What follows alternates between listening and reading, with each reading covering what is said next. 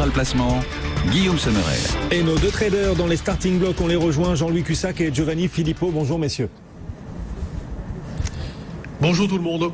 Bonjour à tous. Jean-Louis Cussac pour Perceval Finance Conseil, Giovanni Filippo pour Bourse Direct. Tiens Giovanni, on va démarrer avec vous, début de semaine, puisque les marchés étaient fermés hier, début de semaine tranquille, mais résolument bien orienté. Encore une hausse pour le CAC, toujours à l'orée des 5300 points.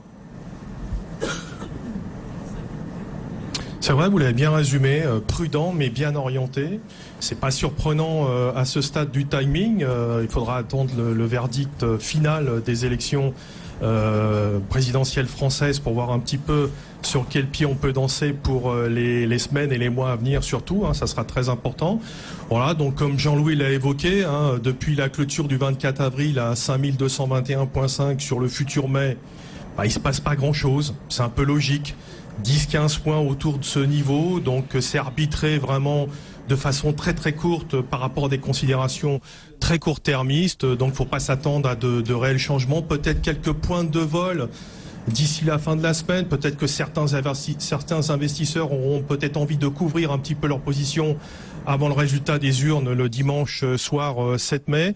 Donc moi pour l'instant je suis un petit peu sur la touche, je vais vraiment faire l'impasse de ce second tour, je vais pas prendre de risques déterminants. Alors qu'est-ce qu'on peut s'attendre, je dirais, à l'issue du vote du 7 mai, probablement un retour vers 5350 puis 5450 si le résultat est favorable, mais je pense et je crois que ce niveau sera vendu. Pourquoi ? Parce qu'il y a quand même pas mal d'incertitudes, un manque de visibilité sur un certain nombre de choses, côté États-Unis, côté Italie, côté Chine, voilà, il y a quand même des dossiers qui sont assez chauds. Et puis même si Emmanuel Macron est élu président, de toute façon, restera la difficulté ou pas de mettre en place ces réformes et d'avancer dans le bon sens.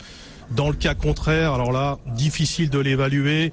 Probablement un retour marqué sur 5750, 4750, 4650, voire 4550. Difficile de l'estimer dans l'état actuel des choses, même si je n'y crois pas. Mais disons que il faudra faire quand même attention à cette éventualité. Mais là aussi, je crois que le marché fera tout, si vous voulez, pour préserver la phase de reprise dans laquelle on est depuis 10 mois. Donc un scénario un peu particulier, un événement assez important.